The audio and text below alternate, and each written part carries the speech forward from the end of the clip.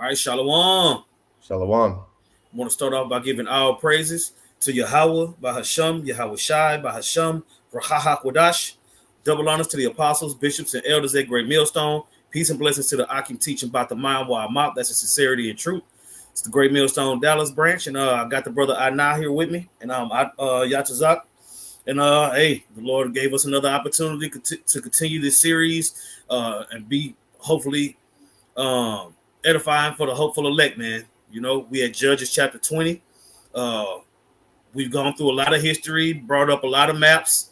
Through the Spirit, we've been able to show how back then is what's happening now in certain ways. You know, being able to match all these things up together. So we're going to get into chapter 20, Lord willing. It'll be edifying to the hopeful elect. And for everybody else, hey, it is what it is. Khan. Yep, that's right.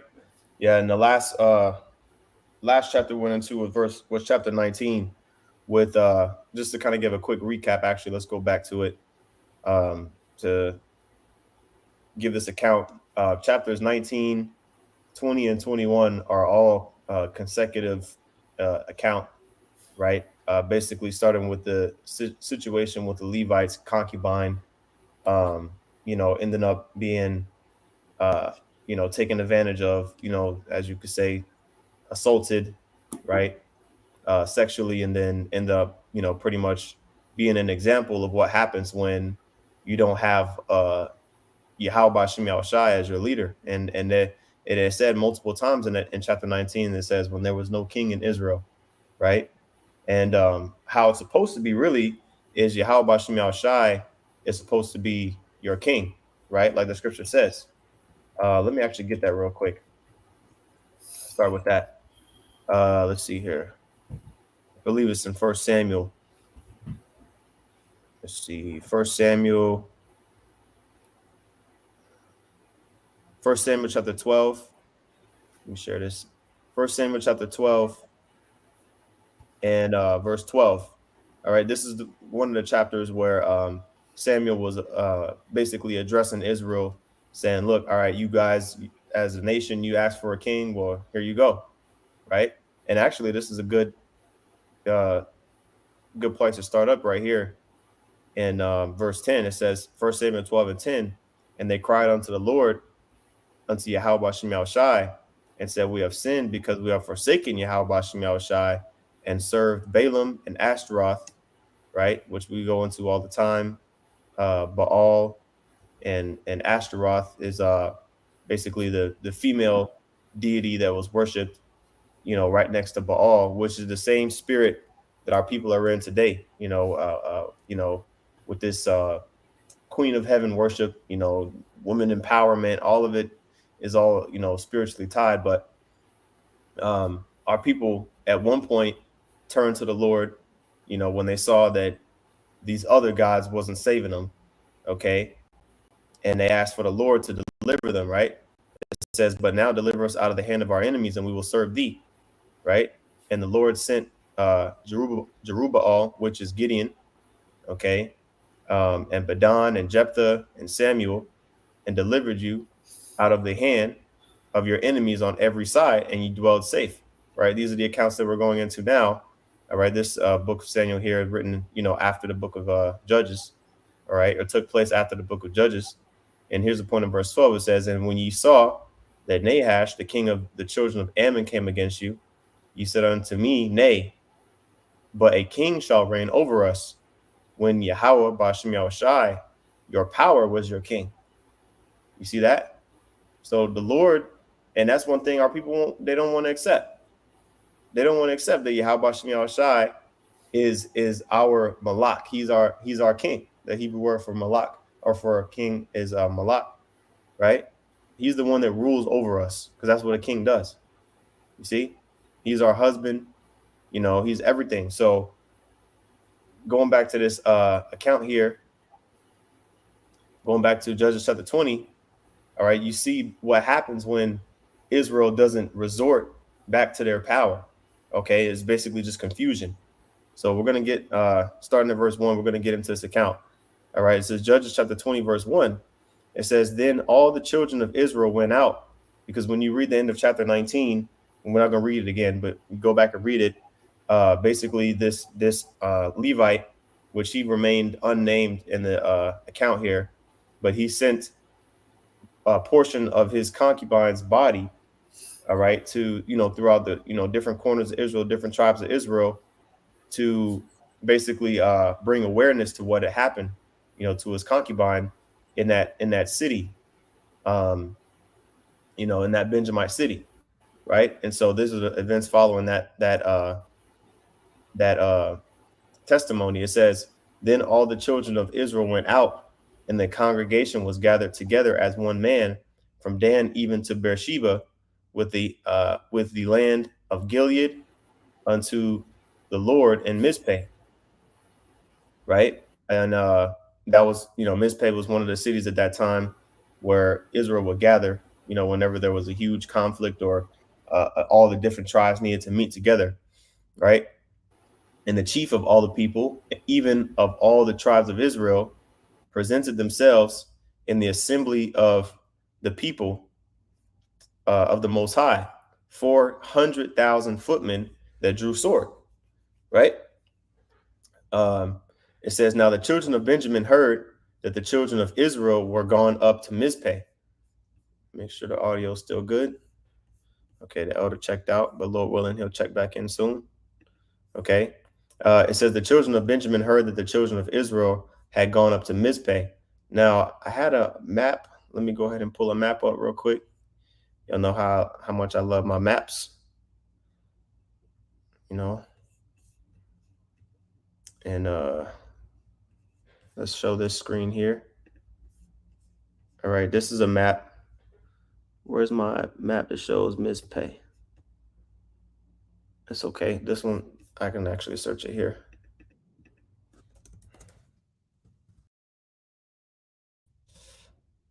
Chapter.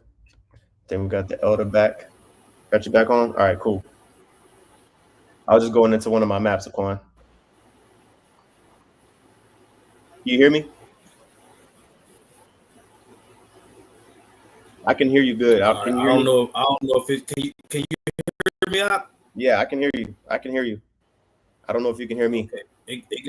It got you a little choppy and keep going in and out. So I'm gonna see if I can Okay. pull up the stream yard on my phone. Okay, I'm Con. like, That's a yeah, bit. look like Satan on one right now. Yeah, it's all good. It's all good. You know. Oh, oh, Buster. Let me read a little bit more of this. Let me read a little bit more of this here in Judges chapter 20 chapter It sound 20. pretty good. It sound pretty good now. So yeah, I'm gonna see if it'll stay on. Okay. Yeah, I don't know if it's a lag or not, but I can hear you clear though. All right, this is Judges chapter 20, verse 3. Okay, it says, "Now the children of Benjamin heard that the children of Israel had were gone up to Oh fuck. Mizpeh. Then said the children of Israel, tell us how was this wickedness? And the Levite, the husband of the woman that was slain, answered and said, I came into Gibeah that belongeth to Benjamin, and I and my concubine to lodge. And the men of Gibeah rose against me and and beset. Hold on, make sure my screen is still sharing. It's not sharing. Let me make sure I put this up here. Share screen. Put this back up here. All right, cool. All right, I was reading verse 5. It says, And the men of Gibeah rose against me and beset the house round about upon me by night, and thought to have slain me, and my concubine have they forced, that she is dead. So again, if you read chapter 19, basically the Levite is recounting all the acts that happened to him when he was approached, by those wicked Benjamites in Gibeah, right? Let me make sure that you get back on. Let me add you to the stage. All right, cool. Yeah, let me know if you can't hear music on or anything like that. Okay, yeah, that sound a whole lot better. Yep, I can hear you loud and clear. All right, so Con. I'm gonna keep reading here in this Judges 20, and I read verse 5 again. All right, it says, And the men of Gibeah rose against me and beset the house round about upon me by night, and thought to have slain me, my concubine have they forced, that she is dead. So when it says have they forced, meaning they imposed their will upon her, okay, sexually. But guess what? They wanted to get with the man. They wanted to get with the Levite man, you know, and abuse him, just like how Sodom and Gomorrah, that spirit that they were in, you know, when the angels had came into the city and pretty much were lodging with Lot. They beat Lot's pretty much beat his door down just to get to those men, right? So that same spirit that you know, the individuals of Sodom and Egypt were in was the same spirit that these men of Gibeah were in, right? And you know, the Lord ain't, you know, he ain't having that. So basically, this is, you know, the events that played out. Okay. It says in verse 6, and I took my concubine and cut her in pieces and sent her throughout all the country of Israel, for they have committed lewdness and folly in Israel. All right. So that was him basically giving that account. It says, behold, ye are all children of Israel. Give here your advice and counsel. Okay. The scriptures say, do nothing without counsel. So, matter of fact, let me see if I can find that. You can speak for a second, Zaquan. I'm gonna pull up the scripture real quick. Fun. And it just goes to show you. It just goes to show you how wicked Israel can be without without the covering of the Lord, man. You see, Israel is always going at it with each other. You know, this act was so wicked and out of pocket that one tribe decided it was gonna fight all the rest of the tribes.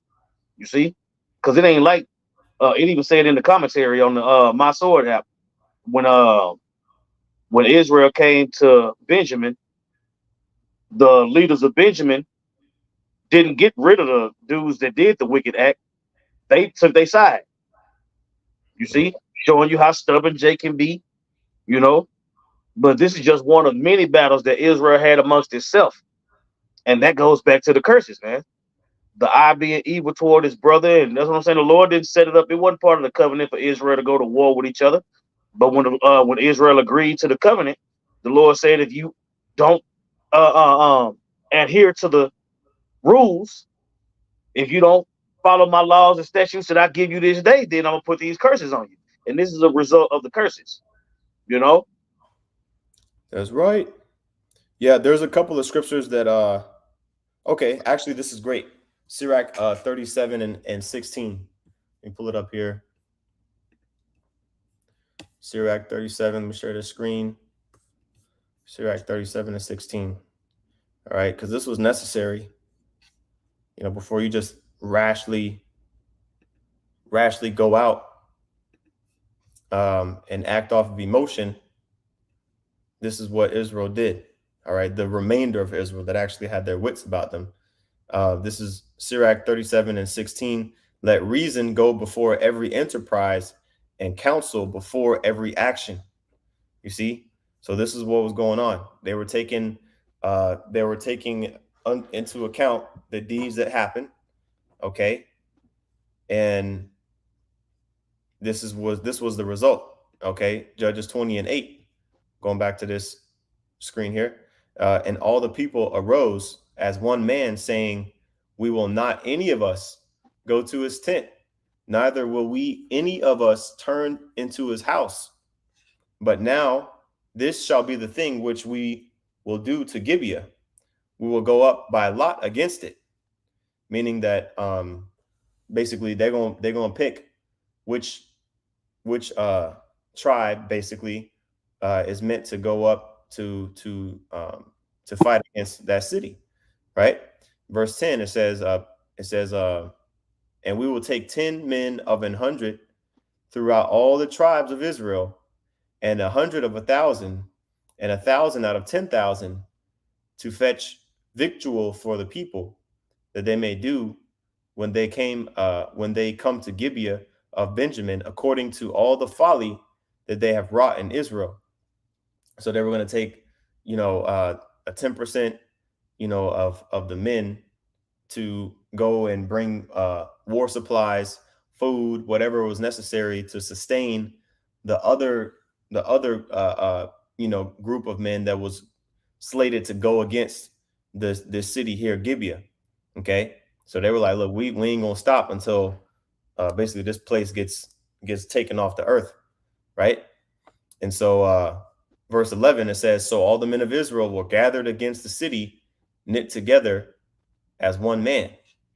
And the tribes of Israel sent men through all the tribe of Benjamin, saying, what wickedness is this that is done among you? You see that? So all the other tribes, right? Pull up my map. All these other surrounding tribes, right here came up. They came up to Benjamin, right? So Naphtali, Asher, Zebulun, Issachar, Manasseh, Gad, Reuben, Simeon, Judah, Dan, Ephraim, they was all like, yo, Benjamin, what's up, man? What the heck you doing? Right? You know, what's this madness, you know, that was done in Gibeah, right? Let's see the response. Okay, verse 13. Now therefore deliver us the men, the children of Belial. All right, dude, good for nothing individuals, right? When we look up that word, it says, which are in Gibeah, and that we may put them to death and put away evil from Israel. But the children of Benjamin would not hearken to the voice of their brethren, the children of Israel. So like you said, Zaquan, and I think this might be a good time to check out that commentary. But basically, Israel, you know, was like, look, we're gonna get these niggas out the way for you. Bring them, bring them into that city, deliver them to us, and we're gonna take care of them, right? But when you read here in this commentary, Bridgeway Bible commentary, it says soldiers from all Israel gathered together to attack Gibeah. Not only did the rulers of Gibeah make no attempt to punish the murderers, but the leaders of Benjamin also took their side, and Benjamin decided to fight against the other 11 tribes. See, so that was really the Lord was judging not just that specific city of Gibeah, but you know, he wanted this to happen. Okay, he wanted this to happen. There was nothing that, you know, could have been said to those guys in Benjamin to make them, you know, turn their hearts. You know, the Lord put a specific spirit on them, right? To buck up, right? Like the scripture says here in Proverbs 16:1, the preparations of the heart in man and the answer of the tongue is from the Lord, right? So even when a man says something that's, you know, like the situation with Rehoboam, right? The son of Solomon.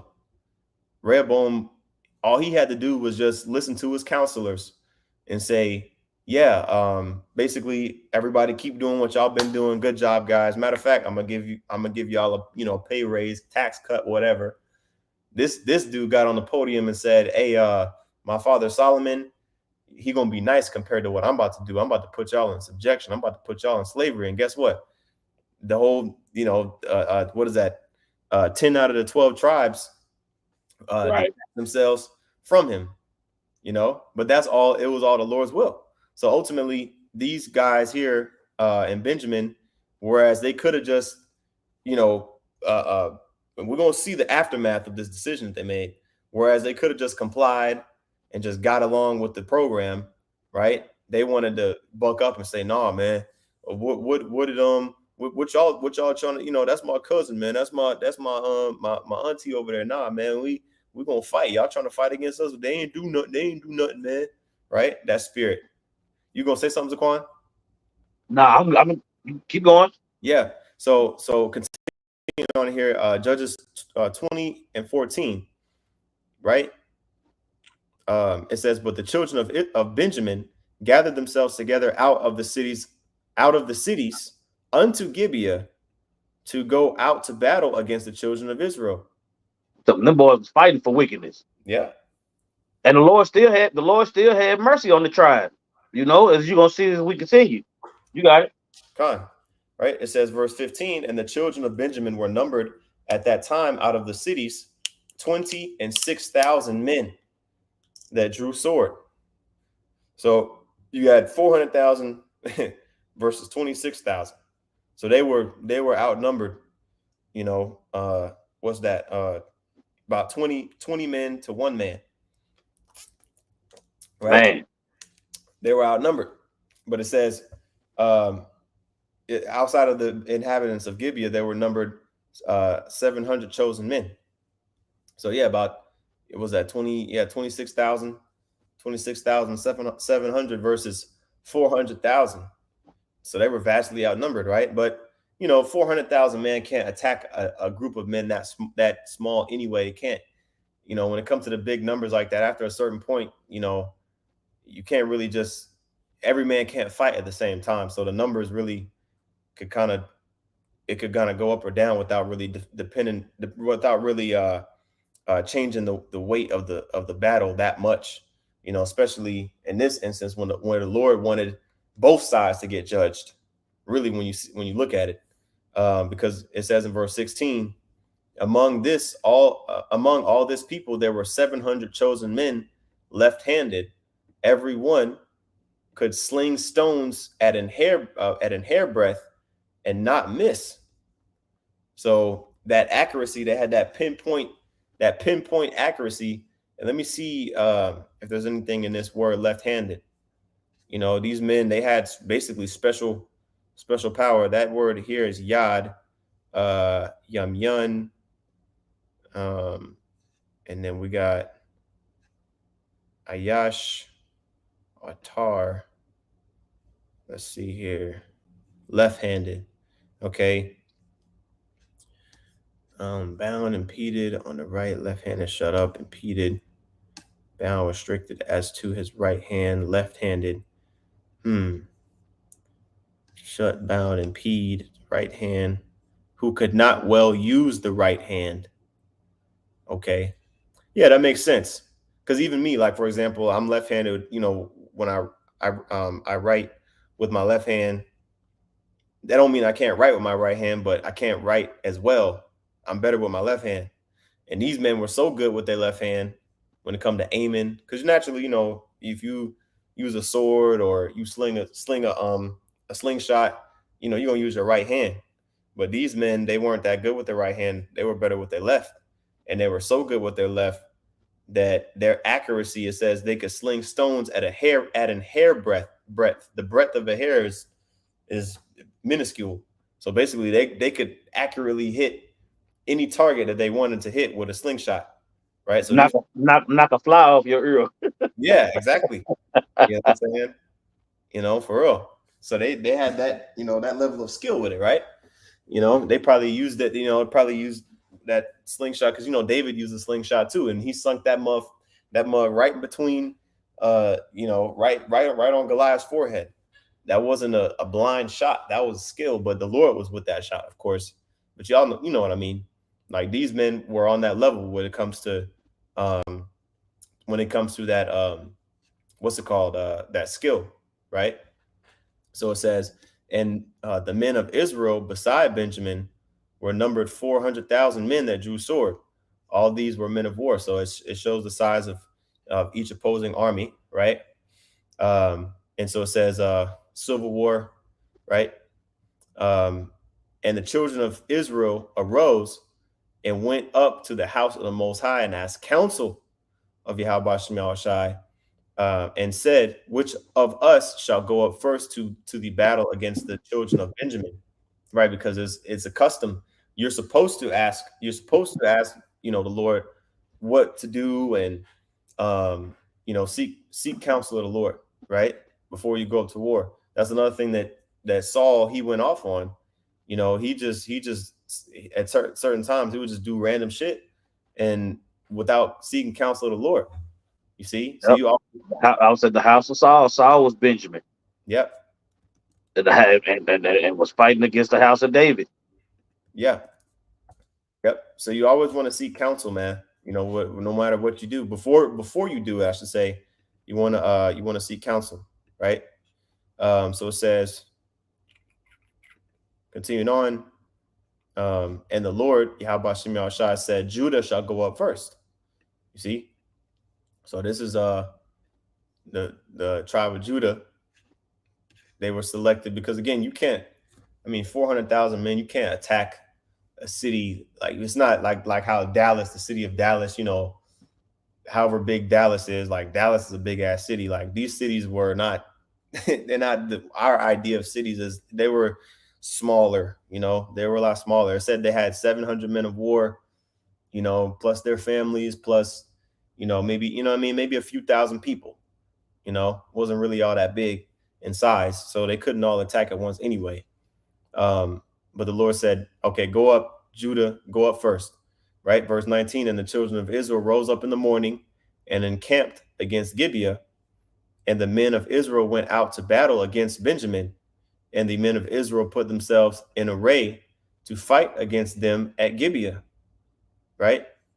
And when you do that, you would go and pretty much you would besiege the wall, because all these cities were walled, and they would typically try to enter in at the gate of the city, because it would typically be the part where they could get burned down, because it typically would be the gates of the city would be made out of wood, versus the other surrounding parts would be made out of stone. So it'd be easy to just burn down the gate of the city and then enter in that way. Or, maybe if they could find a way to break through the wall on another part of the city, a weak point or something. But typically they would enter in at the gate. But then again, you had those men with them slingshots.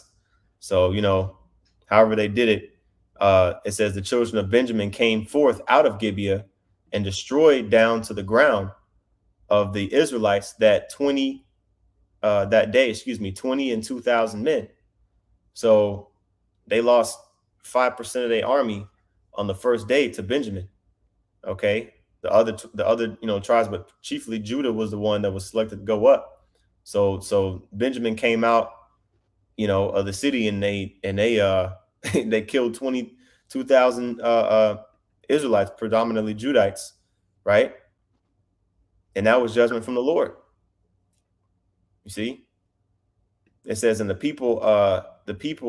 men of Israel encouraged themselves and set their battle again in array in the place where they put themselves in array the first day, right? So they said, nah, we ain't done, but 22,000 men, that's a huge loss.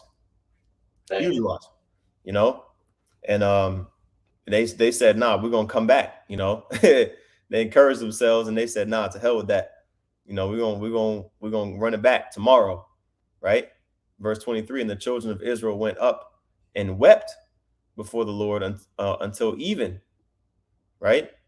And asked counsel of Yahweh Shem Yahushua, saying, shall I go up again to battle against the children of Benjamin, my brother?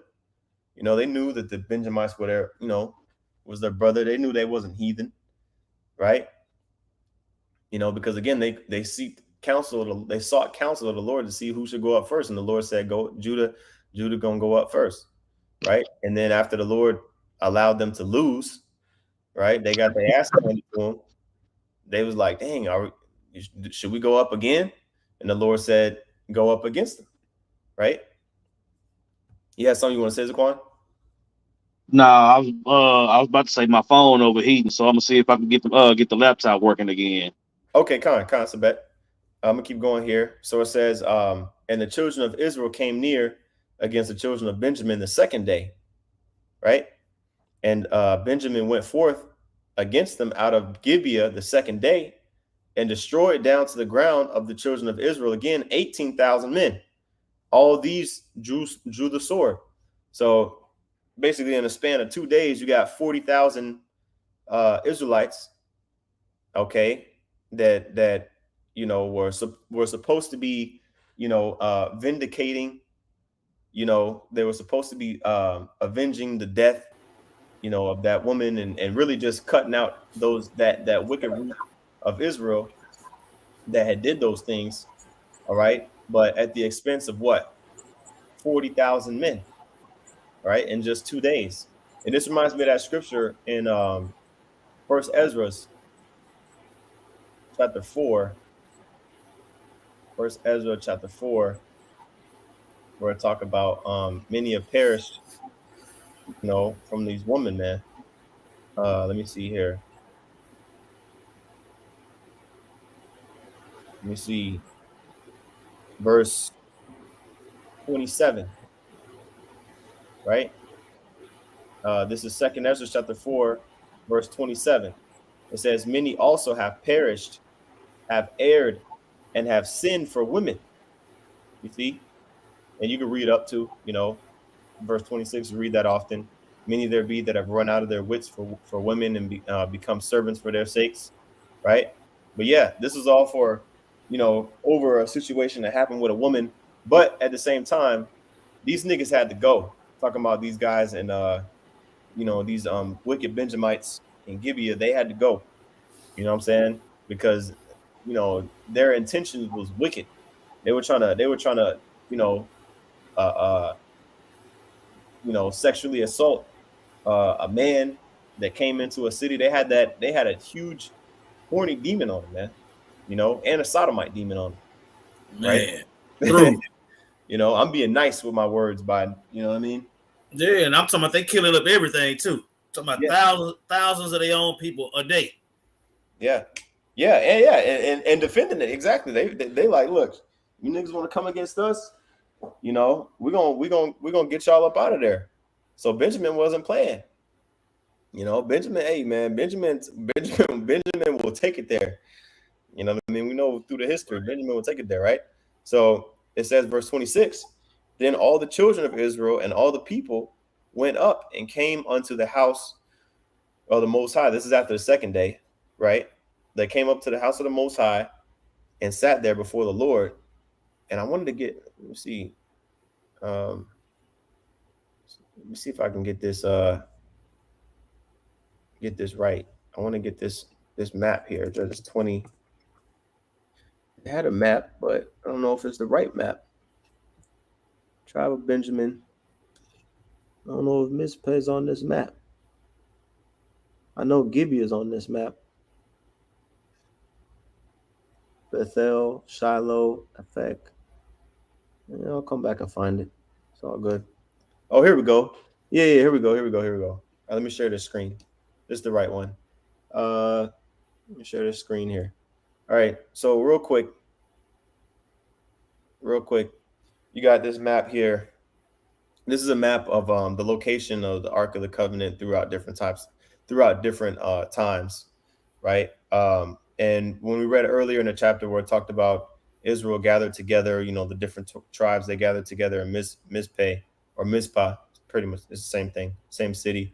You can see right here, it's on the edge of the tribal allotment of Benjamin and Ephraim. So, pretty much right here. Remember, Ephraim was known as the head tribe of the northern kingdom before it was another northern and the southern kingdom, but this was pretty much in the center, of Israelite territory. Mizpah would be a common meeting city, and you can see it's not that far from Gibeah. So it might have been maybe a few miles away. So I just wanted to show the distance in these two cities here. I don't know if there's a key. Yeah, there's a key down here in this bottom part. So the distance between here and here, 5 miles, not even 5 miles away, maybe about 5 miles away, right? So after that, day of fighting, they would go back to Mizpah and inquire of the Lord, and see what was going on, what they needed to do in order to win. So just to kind of give that what you call visual there. All right. So it says, verse 26, then all the children of Israel and all the people went up and came into the house of the Most High and wept and sat there before the Lord and fasted that day until even and offered burnt offerings and peace offerings before the Lord. So they obviously knew that they did something wrong, because the Lord is telling them, hey, go up against, against Benjamin, go up again, and they losing, right? So the Lord humbled them during that process. There was something that the Lord was saying in that process, even though, and the Lord put the spirit on them. The Lord put the spirit on them to go up against Benjamin, right? But in that process, there were Israelites that got put to death. In that process, there were Israelites that got put to death. And we see that we see examples of that in other parts, of history. Like I believe in Second Samuel, like in the beginning of Second Samuel, shortly after Saul had passed, there was a dispute between Saul, the captain of Saul. So I think it was Abner and Joab or something like that, and there was a skirmish, between the two camps, if you will. And there were some men that had got put to death, that were loyal to Saul, right? And there were some men that got put to death that were loyal to David, when they fought among each other. But those that were loyal to Saul, there was more. They got put to death, right? They were loyal to Saul, but some of them that was loyal to David they still got. And so the Lord judges men individually, at different times. Even if you might be fighting on the right side, you can still get caught out there, right? And so they were saying, look, Lord, whatever we done, Baba Koshal, let us know, right? And basically, that's the sentiment that's being conveyed here when it talks about they offered burnt offerings and peace offerings before the Lord. Why did they do that? Because they saw that they were not being successful in their military endeavor against Benjamin, right? So Judges chapter 20 and 27, it says, and the children of Israel inquired of the Lord, for the ark of the covenant of the Most High was there in those days, which makes sense because going back to this map here, okay, Bethel and Mizpah were they were probably like a mile apart, so could have went, right here pretty easily in those times, right? So going back to verse 28, it says, and Phinehas, the son of Eleazar, the son of Aaron, stood before it in those days, saying, shall I yet again go out to battle against the children of Benjamin, my brother, or shall I cease? Right? This is the third time that they're asking that, right? And the Lord, Yahweh Shem Yahshua, said, go up, for tomorrow I will deliver them into thine hand. You see? So, but the Lord wanted them 40,000 guys to get jacked up first, before the Lord delivered the Benjamites into the hand of the rest of the tribes of Israel, right? And you see Israel was in a different spirit when they came back the third time. It says, and Israel set liars in wait round about Gibeah. Okay. And the children of Israel went up against the children of Benjamin on the third day and put themselves in array against Gibeah as at other times, right? But the difference is this time they had liars in wait round about, but they also had, on top of that, they had the same military strategy, but this time they just added the guys that was hiding in the cut, so to speak, quote unquote, as they say, right? And it says, and the children of Benjamin went out against the people and were drawn away from the city, and they began to smite of the people and kill as the other time. So Benjamin was in a war spirit, man. They wasn't messing around. They're like, look, we're gonna dust these guys off day after day until they leave us alone, right? They didn't care the fact that they were that they were their tribes, the same nationality as them. They were like, shit, we protecting Benjamin. And that shows, there's another thing that shows. It shows that there was dissension. Is that the right word? Basically, like separation between the tribes, very much. So even go to Deuteronomy 28. Okay. And get the curse going into the evil eye towards his brother. Right.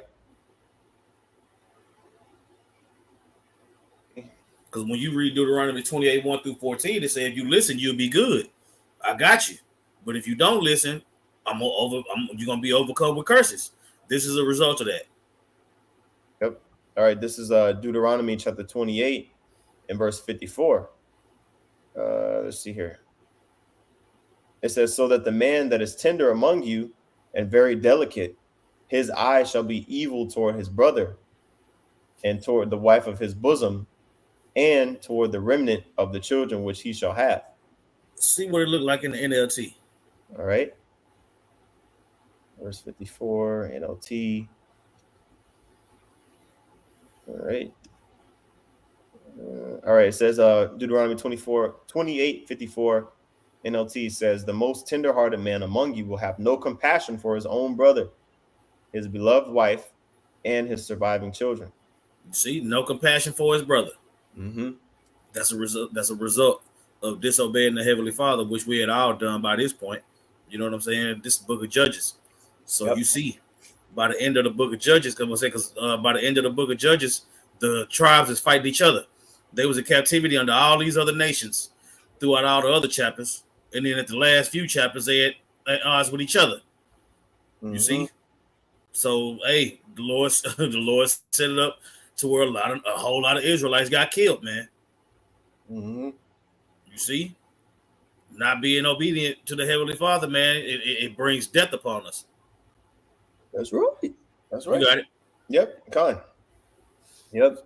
And so, there's many instances, man. This is the history that, Esau will never teach you. I don't care how many times you go to church, this is the stuff. Esau not going to go into this type of stuff, man.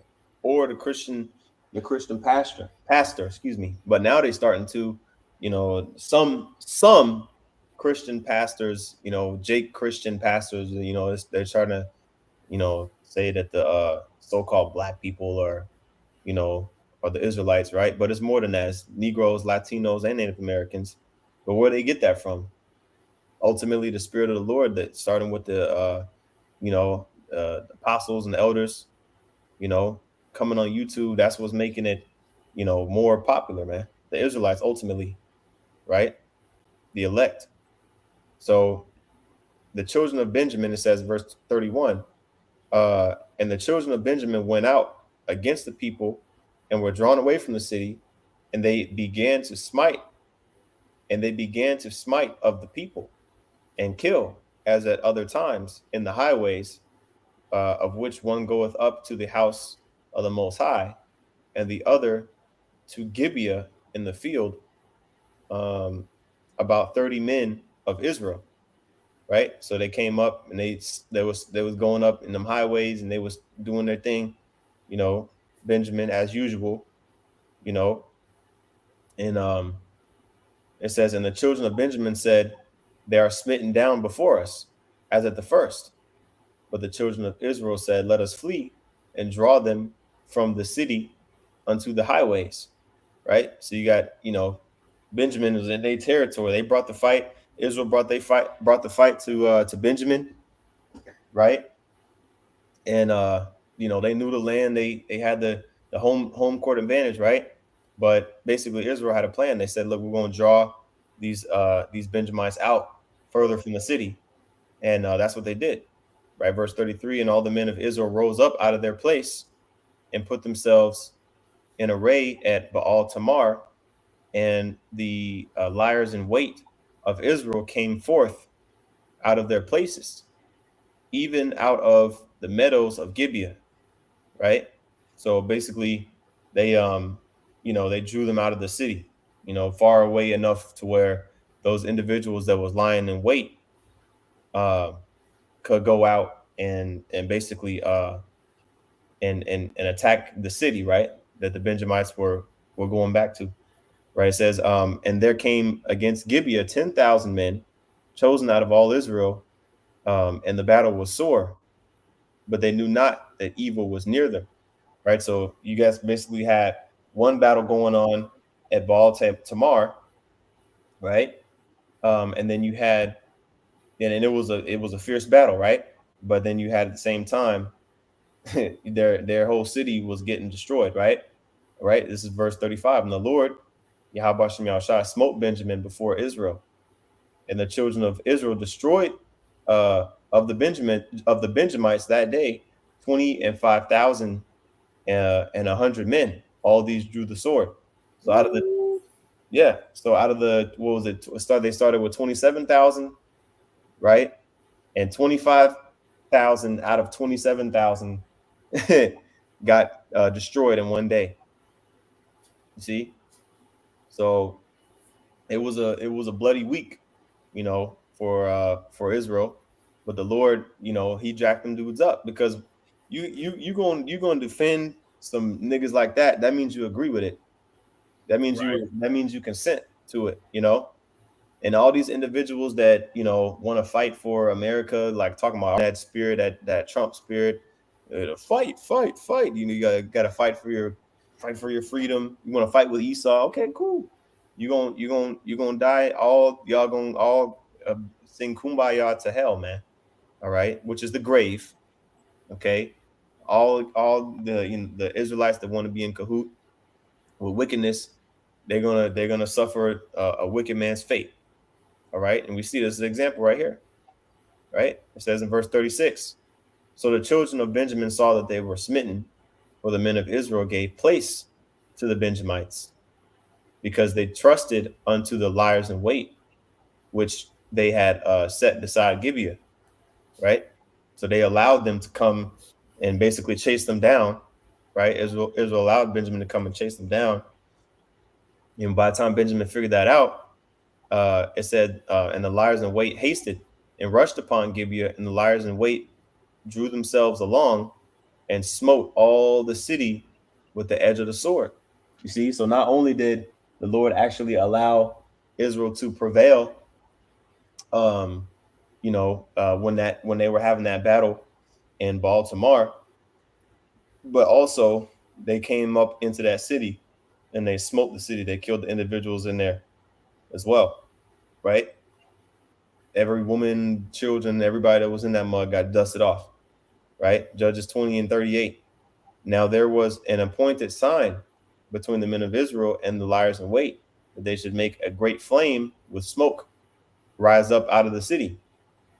And when the men of Israel retired in the battle, Benjamin began to smite and kill of the men of Israel about 30 persons, for they said, surely they are smitten down before us, as in the first battle. Right? See, basically Israel stopped fighting because uh the liars in wait, they came and they burnt the city. They had already won. And Benjamin saw that the Israelites that they were fighting against, basically stopped fighting, and they started back, thinking that they was winning again, right? Even though 90% of their army got dusted off. So they basically was in a demonic fighting spirit, man. Man.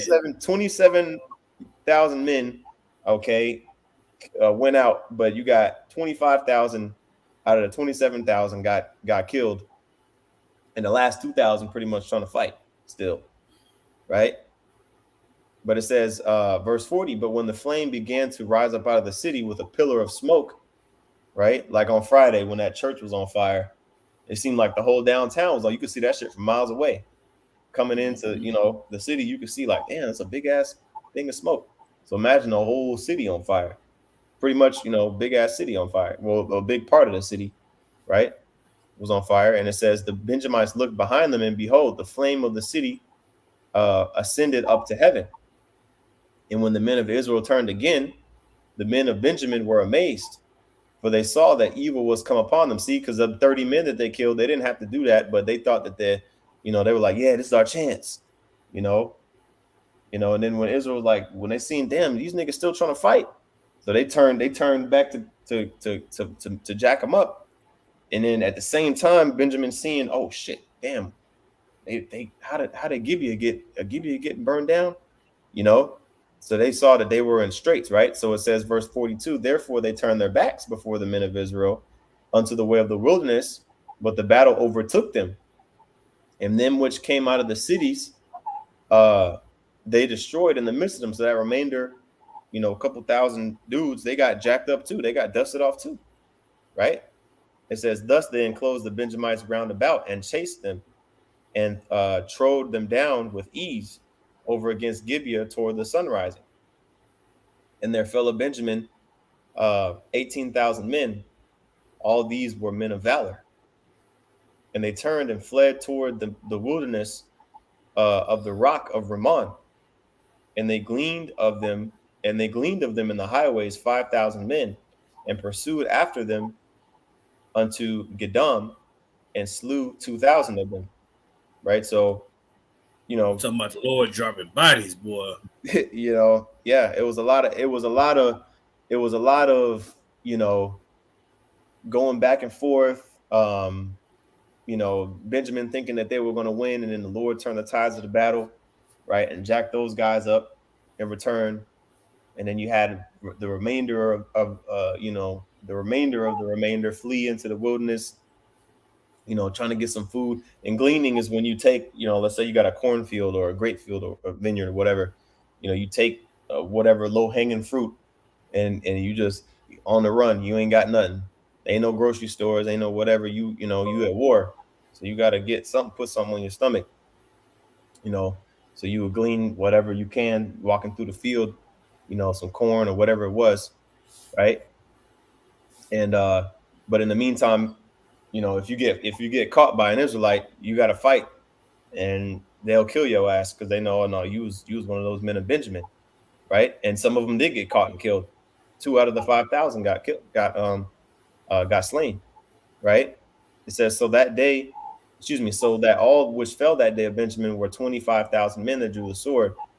All these were men of valor, but 600 men turned and fled into the wilderness unto the rock Ramon, and abode in the rock Ramon for 2 months, for 4 months. Excuse me, I'm sorry, for 4 months. So you had only 600 left. That's what you call a remnant. 600 men out of 27,000, right? And it says, and the men of Israel turned again upon the children of Benjamin and smote them with the edge of the sword, as well the men of every city, as the beast and all that came to hand. Also, they set fire on all the cities that they came to. So basically, they completely destroyed Benjamin. Like, not just that one city, like all the, them dudes that came out, to fight from the different. Let's go back to the map, right? Show this tab here. Here's some examples of some cities, in Benjamin. Kirjath Jearim, Kapira, Gibeon. Okay, of course, Gibeah. Of course, this is where the main fighting was going on. Ramah, Ananoth, Mikmash. Ai. These cities, Gilgal, right? These different cities, Jericho. You had Israelites, specifically Benjamites come to defend Gibeah, and these men of all these other surrounding cities all got killed, right? So now these cities are pretty much empty. It's empty of men, I'll say. And Israel was just going through, dusting these cities off, right? Basically destroying the cities, right? Just to make sure, like, there was no more rebellion or what's the word, revolting. Yeah. Because that's basically what it was. It was a revolt.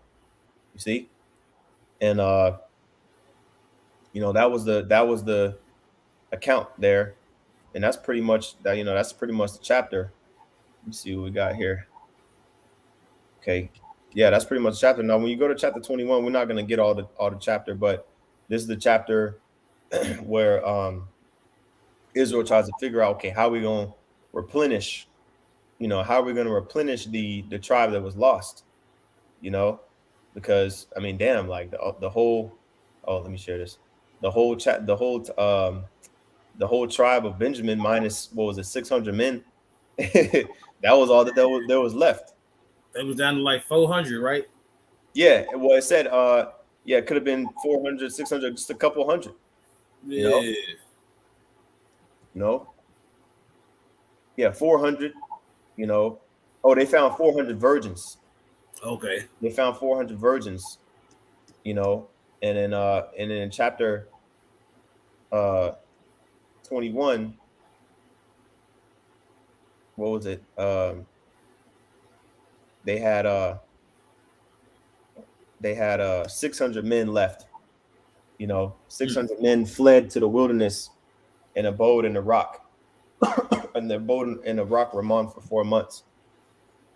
You know, so basically the Lord diminished them down to what, a couple hundred men, and that shows you that he don't need the big numbers, man. Like, Nope. those couple hundred. He'll knock off big numbers though. Yeah. Yep. Yep. And there's plenty of instances of that in the scriptures, and that's why, it's like Jake don't think that the Lord can activate that spirit again on the earth, but that's what it's gonna be. It's gonna Go be back. Go back through the body count. yeah. Well, it Yeah, says, let's add these numbers up. You call them out, and I'm gonna. yeah. Okay. Well, we'll start. I'm gonna get out my calculator. Right, Khan. Yeah, we'll start with so Israel came out with 400,000 men, right? And the first day that Israel fought against Benjamin, there were, I think it said 22,000. Hold on, let me scroll down. 40. First of all, it was 400,000 men of Israel versus 26,000 men of Benjamin. So it was 400,000 Israelites, and then 26,000 Benjamites, plus the 700 men of Gibeah that came out of there. So basically, about roughly 27,000. And then you had on the first day. You had 22,000 men. Verse 21 says it here: 22,000 men of Israel that died on the first day, and then on the second day they came out again, and then another 18,000 men of Israel died. So that's 40,000 men right there, just in 2 days. And that's on Israel's side. And then when you scroll down to it says numbers individually, but it says all in one. It adds it all up for you right here in verse 46. All that fell in Benjamin on that day were 25,000 men. Right? So 25,000. I don't know why I said 27,000. Oh, because I was counting that 700. But yeah, basically 25,000 men of Benjamin, they all died in one day. That's 65,000 men in less than a week. Yep. Yep. That's a good sized city right there. You know what I'm saying? 65,000 men in less than a week, man. So you don't think, and that's Israelites. You don't think the Lord going to jack up these Edomites and these other nations here in Babylon? Oh, that can't happen. Bro, yeah, I don't think Russia can survive that. Yeah. Yeah. Oh, yeah. Talking about Sakari. Yeah. What's the point of having Esau rule after Yahushua come back? That don't make no sense. I don't give a damn for 5 minutes. Yeah, that's another topic for another day. Come on, yeah, I don't. We're gonna go for another hour on that shit, man. But yeah, so that shows you right there. Well, let's get the scripture in Hebrews. It's a fearful thing to fall into the hand of Yahweh Shem Shai. Because both sides suffered losses. This is Hebrews chapter 10 and verse 31. It says, zoomed in too far. It says, it is a fear. Actually, let's start up verse 30. Right? It says, for we know him that hath said, vengeance belongeth unto me. I will recompense, saith Yahweh Shem Shai. Right? And again, the Lord shall judge his people. It is a fearful thing to fall into the hands of the living power. You see that? So before the Lord got to Benjamin, guess what? Guess who we jacked up first? Israel. Yep. You see? He's like, hold on, I'm gonna get these Benjamites. Before I get them, I'm gonna make sure these specific guys get jacked up. And the Lord, and you think them guys knew, oh yeah, we're going out to our death right now. Nah, they thought, they were like, yeah, we're gonna get these guys. But them particular men that went up, the Lord, had them go up so they could get judged. But then Jake don't think that they can get judged here in 2024, because to their mind, Esau set up, the society to where you got police and you can call 911 in case anything crazy happens, You don't think that's trust? You don't think that your trust in the Lord is a little, a little weak? You don't think that when we say people put the Most High in the box, that's what we mean? You think that he can own that the Most High is only going to operate when you expect him to operate or how you expect him to operate? Nah, it ain't. That's not the way it goes. You know. But Man, yeah. But that was it on that chapter, Zaquan. I don't know if you had any other points you wanted to make. This is more of an The Lord ain't queasy about death, man. You see, sin equals death, and throughout this book of Judges, you continue to see it went from judge to judge to judge to judge to judge, and the whole time Israel was being wicked as hell. So by the end of the chapter, by the end of the chapter, look, 65,000 men in a couple of days, and the Lord kept right on trucking. You see, Yep. so knowing that the Lord can bring death in that fashion and that fast, that brutal, that quick. The fear of the Lord is matter of fact, the fear of the Lord is the beginning of wisdom. Go on. I got you. Yeah, the fear of the Most High is the beginning of wisdom, man. We just read that it's a fearful thing to fall into the hands of the living power, so you gotta have that fear. Yep. I got you right here. Let's see here. This is Proverbs chapter 9 and verse 10. Okay, it says the fear of Yahweh Hashem Yahweh Shai is the beginning of wisdom, and the knowledge of the holy is understanding. Right? So when we doing too much, the Lord get hot, the Lord get to dropping bodies to recorrect, to bring back order. You see? The Lord will drop your ass off quick, And we've been seeing that throughout the chapter because with all the different captivities and all the different judges, Israelites was dying during that time too. So hey, look, with all this rebellion and all this stuff that's going on right now, it's set up. Why? Because 2/3 of the nation of Israel got to die. But the Lord always leave a remnant.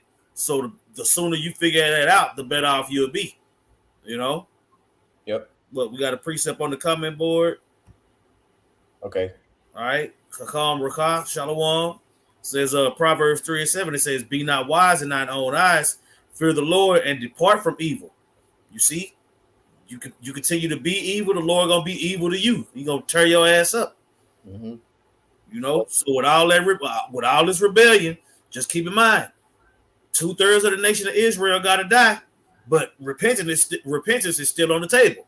So you better figure out what's going on with yourself, and that's we talking to ourselves first and foremost. We understand that the Lord will drop bodies whenever he please, and drop a lot of them. You see? But yeah, if you don't got no other precepts, you go ahead and close. Okay. I got this. I want to get this real quick. In this commentary. It talks about how the Benjamites were able to, basically beat the Israelites for the first 2 days, right? It says at the beginning of the battle, the battle went well for the Benjamites. They knew the terrain of the country better than the Israelites, and in those hilly regions, Israel's larger numbers were of no great advantage. So when I was kind of trying to explain it, this is a better example of explaining it. Over here in Texas, it's flat as hell, so we don't know what it's like to be over there in Israel. But you can't just attack in large number. Even when you look at the history of like how the Assyrians, they had to systematically go through Samaria. Like it wasn't just no easy thing to just walk through and take the towns down. Nah, you had to, there were certain passageways where only, 1 or 2 men could go in at a time. So Israel's large numbers didn't really have much to do with it. But it says, added to this, the Benjamites were fighting for the lives of their people and for their homeland, whereas the Israelites shared no such personal interests. So Benjamin was fighting harder, right? It says also the Israelites could have been overconfident in their much larger army, right? Going into that scripture we just pulled out, basically not leaning on your own understanding, right? You gotta, depend on the Lord. Only when the Israelites became desperate and turned to the Most High in sincerity and in complete dependence did the Most High Man, promise them the victory. I'm talking See about that? Benjamin made him. They made him go call on the Lord. Mm-hmm. See He that? said, "Y'all better." I would say, "Shit." I would say, "Yeah, we got a demon on us. Y'all better go pray." That's right. Yeah, that's right. Yeah. Who else wanted with Benjamin? Yeah, they was. Hey, the Lord had a spirit on them to destroy. Mm-hmm. You Yep. know, but that's what the Lord wanted. Con. Yep. And I want to get this last point in the second half of this second paragraph right here. It says, after the Benjamites lost, it talks about how only 600 of the Benjamite fighting force escaped. The Israelites, meanwhile, spread their attack throughout the whole tribal territory of Benjamin, burning the towns and slaughtering the people. See, so they kind of got. You could say one could say that they may have gotten overly aggressive, but at the same time, really the Lord put the spirit on them to do that. You know, the Lord put the spirit on them to go in like that, the way that they did. Kind of like how like one could argue that I think it was Benjamin and Levi that went in and slayed the Philistines when their daughter when their sister Dinah had got taken. One of the dudes that took their sister, and they told them, hey, look, it's all good, it's all good, y'all Oh can marry yeah, your daughters, everybody yep, got to get circumcised, and then we'll let y'all marry them. And then they went in and killed them all. yep. One could say in that instance, they were being like a little too overzealous, because Jacob had kind of cursed them out, like, man, like, damn, nah, now we're gonna be hated amongst these guys, you know. But at the same time, it That's what the was, Lord wanted. and that's what the Lord wanted, man. It was warranted, you know. So it was just one of them situations, one of them situations. And then this last week, next week, Lord willing, we'll get into the last chapter. Matter of fact, let's get one more precept. Yeah. The Lord's thoughts are not our thoughts. Oh yeah, Isaiah 55. Yep, I got you. I want to say unless the Lord reveals something to you, you're not gonna be able to just understand what's going on. Yep. And we comfortable with that. Okay. That's right. I'll say with Israel being the bride of the Most High, we're not looking in his phone and doing goofy shit. Go Oh ahead. man, Khan. Sheesh, Khan. Isaiah 55:8, it says, "For my thoughts are not your thoughts, neither are your ways my ways, saith the Lord." See? So that's the thing, especially being westernized mentality, reading the scriptures can be super hard, because you gotta remember who set this whole thing up, who set up your educational systems, and whose language are you speaking? This is Esau shit. You see, this is Babylon, man. Confusion. So of course, looking at things with a Western mentality when it comes to the Bible, the ancient world, is going to be, it's going to be jarring at times. But guess what? The scriptures talk about walking in the old paths, seeking out the old ways, right? Going to men of understanding. And the men of understanding are the ones that have this wisdom and knowledge. Okay. So, hey, understand that, these scriptures are here for our learning. There's going to be a lot of things that happen in the future very soon, and even are happening right now, right, in the news and everything. But there's a lot of things that's going to happen that the majority of people are going to be, bewildered and not going to understand.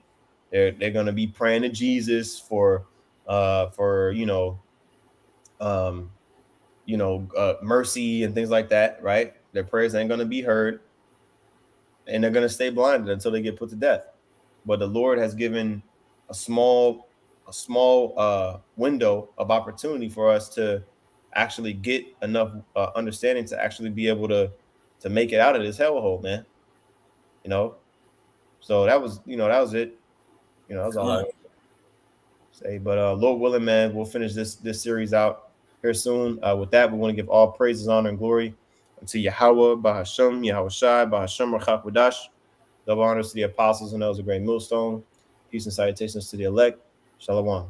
Shalom.